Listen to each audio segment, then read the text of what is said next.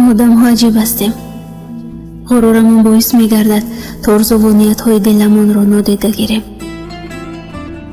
مثلا وقتی حالمون خراب است میگوییم تنهایم گذارید، ولی در اصل میخواهیم میگوییم بیایید بغلم کنید، حالم خوب نیست. ولی رویمون نمیشود.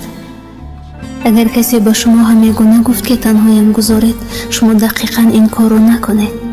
بگوییدش باشد هر گونه که شما میخواهید. و از بس که غمگین است نمیخواهد بگوید، میخواهد نازش رو بکشید، میخواهد از او دلجویی کنید. اما برویشان نمیارند، ولی احساسی تر از اونیه که نشان میدهند. اونها یک بغل میخواهند برای ابرازش در آن لحظه. غرور به خرج ندهید، روید و آغوششان کنید. مطمئن باشید که طور آغوشتون میکند که دلتون نمیخواهد هیچ وقت تنهایش گذارید. هیچ کدام اینها رو به ما یاد ندادن.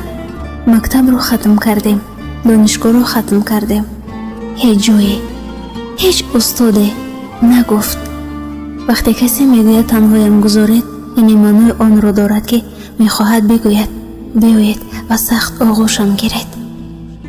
حالا فرق نمی کند اون طرف برادرمون باشد یا خواهرمون، یا بهترین دوستمون، یا دوست پسر و یا دوست دختر، یا هر کی گفت تنهایم گذارید، لطفاً نگذارید. اگر گذاشتید شما هم مثل بقیه برایش یک خریبه می شوید. در خاطر دارید در هیچ شرایطی هیچ نفر از نزدیکانتان را تنها نگذارید.